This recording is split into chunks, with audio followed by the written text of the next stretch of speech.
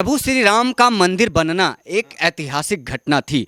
Bharatiya Janata party यदि किसी कुत्ते को मुहर लगा के भेजती तो उसे भी भेजना था, क्योंकि बाबर, अकबर, औरंगजेब, हुमायूं, सिकंदर ये सिर्फ कुत्ते थे। इनसे बढ़कर, इससे ज़्यादा उनका कोई यहूदा नहीं। हारने का तो एक ही फैक्टर ये भी रहा कि वो पूरी तरीके से अयोध्या से जो भारतीय जनता पार्टी के इस बार सांसद के रूप में उनको पार्टी ने मुहर लगा के भेजा था, उनको बदला जाना चाहिए था। और यदि बदला गया होता तो बड़ा अच्छा रहता। ये दलित, ओबीसी, पिछड़ा, अति पिछड़ा, वांछित, शोषित, वंचित ये सब नहीं कहता। मेरे अपने हिंदू हैं और यही कह के तो हम इनको जो है हमसे खंडित करने का प्रयास किया गया। अयोध्या की सीट बीजेपी हारी, ऐसे क्या कारण रहे कि बीजेपी अयोध्या की सीट हार जाती है? अभी छलावा करना भैया, आप सीधे बोलोगे कि मैं परिवार के एक एक सदस्यों को 8-8 हज़ार रुपये महीने दूंगा।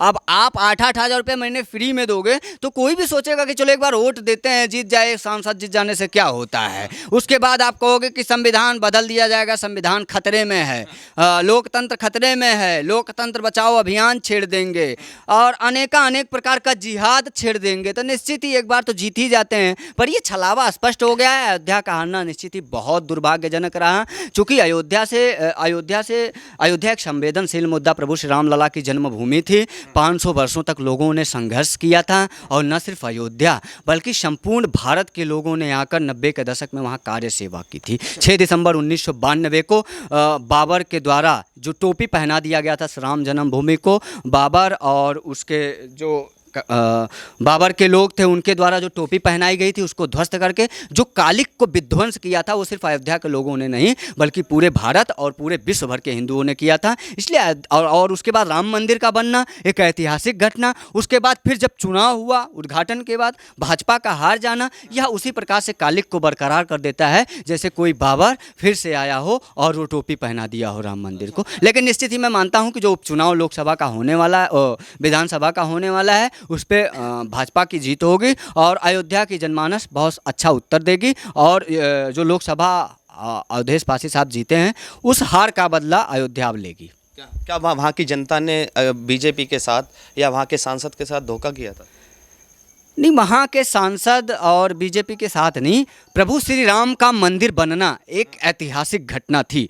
भारतीय जनता पार्टी यदि किसी कुत्ते को मुहर लगा के भेजती तो उसे भी भेजना था, क्योंकि बाबर, अकबर, औरंगजेब, हुमायूं, सिकंदर ये सिर्फ कुत्ते थे।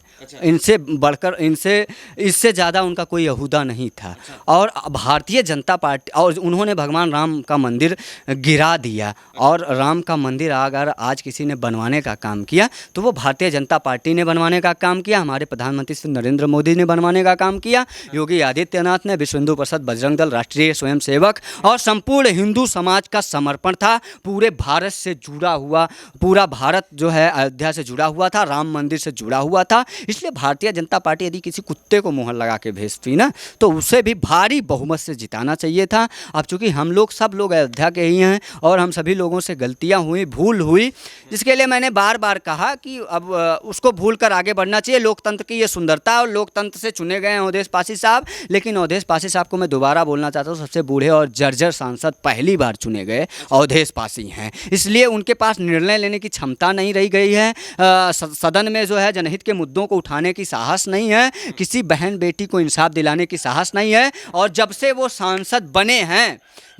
सांसद बने हैं अयोध्या में जल जीवन को अस्त व्यस्त करने की पूरी कोशिश और साजिश हो रही है। बावजूद इसके कि तटस्थ होकर उत्तर प्रदेश सरकार कार्य कर रही है, मुख्यमंत्री जी काम कर रहे हैं। एक सवाल ये है, क्या अयोध्या की सीट हारने की ये भी वजह रही है कि बीजेपी आरएसएस में क्या खटपट हो गई थी उस दौरान? क्योंकि चुनाव के दौरान कई ऐसे बयान देखने को मिले जिन पे बीजेपी आरएसएस से बड़ी हो गई थी। ऐसे ही बयान किसी पार्टी के नेता ने दिए थे, बीजेपी पार्टी के नेता ने। ऐसा है कि आरएसएस, राष्ट्रीय स्वयंसेवक संघ, दुनिया की सबसे पुरानी संगठन, वैचारिक पार्टी है जो भारत में राष्ट्रहित में बात करती है, राष्ट्रीय स्तर पर राष्ट्रीय सेवा की बात करती है, राष्ट्रीय सुरक्षा की बात करती है, जन जन को सुविधा पहुँचाने के लिए, जन जन की सेवा में, फिर वो कोरोना जैसी महामारी आपदा हो, कहीं पूरे देश में बाढ़ की आपदा हो या अन्य किसी भी प्रकार से आपदा हो, महामारी हो, उसमें वो वो राष्ट्र हित को सर्वोपरि रख के स्वयं सेवक संघ से जुड़ा हुआ पूरा भारत का 100 करोड़ हिंदू कार्य करता है। राष्ट्रीय स्वयं सेवक संघ एक अलग विचारधारा पे काम करती है और भारतीय जनता पार्टी एक राजनीतिक विचारधारा है जो मैं मानता हूँ कि बहुत अच्छी विचारधारा के साथ एकमात्र भारतीय जनता पार्टी काम करती है, जो आज दुनिया की सबसे बड़ी पार्टी राष्ट्रीय स्वयं सेवक संघ की तरह ही, जिस प्रकार से राष्ट्रीय स्वयं सेवक संघ दुनिया की सबसे बड़ी संगठन पार्टी है, उसी प्रकार से भारतीय जनता पार्टी दुनिया की सबसे बड़ी पार्टी के रूप में एक अच्छी विचारधारा, भारतीय परंपरागत विचारधारा, जन जन के मुद्दों पर बात करने की विचारधारा, सबके साथ सबके विकास और सबके सम्मान के साथ सबके विश्वास के विचारधारा को आगे ले जाने की एक राजनीतिक पार्टी के रूप में काम कर रही है। और ये दोनों लोग अलग अलग दिशा में मैं मानता हूँ कि काम करते हैं, पर इनकी जो विचारधारा वो राष्ट्र हित में है, इसलिए मेल खाती है और आपस में सामंजस्य मिला के काम करते हैं। तो दोनों की विचारधाराएं अलग हैं। मैं नहीं मानता कि राष्ट्रीय स्वयं सेवक संघ का राजनीति से कोई लेना देना है। भारतीय जनता पार्टी राजनीति अलग तरीके से अपना राजनीति करती है और वो अपने दम पे राजनीति करती है। भारतीय जनता पार्टी हाँ बिल्कुल, भारतीय जनता पार्टी अपने दम पे राजनीति करती है। भारतीय जनता पार्टी के जो नेतागण हैं वो बहुत मजबूत और सशक्त हैं और इसलिए आज भारतीय जनता पार्टी दुनिया की सबसे बड़ी पार्टी है। और जब हम राष्ट्र हित की बात करते हैं, जब कोई भी राजनीतिक पार्टी राष्ट्र हित की बात करता है, जन जन के मुद्दों के विकास की बात करता है, हर तबके के वर्ग को बिना मत मजहब पंथ समुदाय को देखते हुए सबके साथ सबके विकास के विजन की बात करता है, सबको उठाने का, अपराध को समाप्त करने का, राष्ट्रीय सुरक्षा को बढ़ाने का, महिला सुरक्षा को बढ़ाने का, गरीबों के कल्याण के लिए, गरीबों के आवास के लिए, बिजली जल जीवन शौचालय सभी सुविधा को बढ़ाने का काम करता है, तो संपूर्ण भारत उसके साथ आता है साहब। और अगर आज आप माइक से राष्ट्र हित की बात करेंगे, संस्कृति की बात करेंगे, भारत की बात करेंगे, भारतीय सभ्यता की बात करेंगे, मूलभूत लोगों की बात करेंगे, हम हमारी आपके विकास की बात करेंगे, हम आपकी बात करेंगे, जनहित के मुद्दों की जब भी बात करेंगे तो आपको भारतीय जनता पार्टी का कह दिया जाएगा।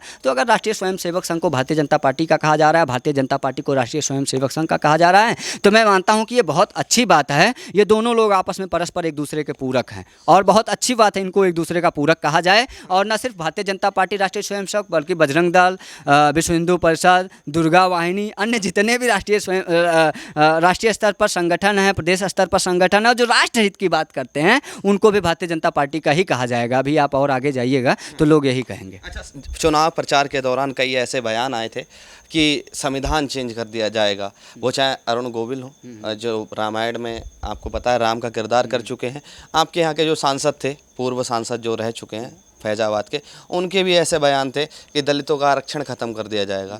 तो ये सब फॉर्मूला क्या काम आया था अवधेश पासी जी को जीतने के लिए? गुमराह करने का काम किया गया था, लोगों को बरगलाने का काम किया गया था, ठगने का प्रयास, ये तो उनके खुद के बयान थे, ठगने का प्रयास किया गया। हाँ, वो दुर्भाग्यजनक बयान था, पर वो आधा अधूरा बयान था। उसके बाद का पूरा वीडियो अगर आप देखते तो शायद उन्होंने विश्लेषण किया, वो भी बूढ़े हो गए हैं, उनकी भी सीटें बदली जानी चाहिए थी, पर दुर्भाग्य से वो भी नहीं हो पाया। हारने का तो एक ही फैक्टर ये भी रहा कि वो पूरी तरीके से अयोध्या से जो भारतीय जनता पार्टी के इस बार सांसद के रूप में उनको पार्टी ने मुहर लगा के भेजा था, उनको बदला जाना चाहिए था और यदि बदला गया होता तो बड़ा अच्छा रहता। हाँ, लल्लू सिंह साहब ने जो संविधान बदलने की बात बोलकर आगे उन्होंने उसको डिफाइन भी किया, जो पूरी तरीके से उन्होंने बताया कि संविधान नहीं बल्कि कानून को बदला जाएगा।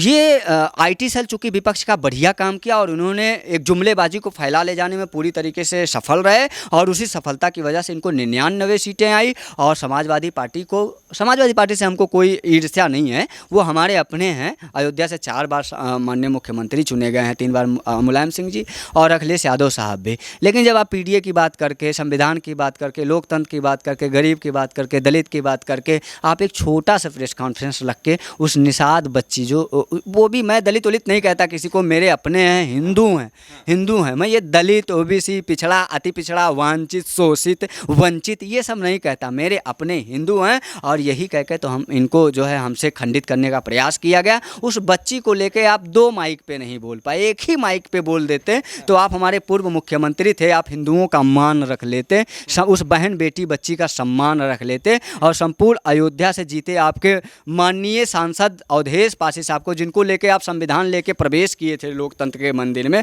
उसका मान सम्मान रख लेते। दुर्भाग्य है।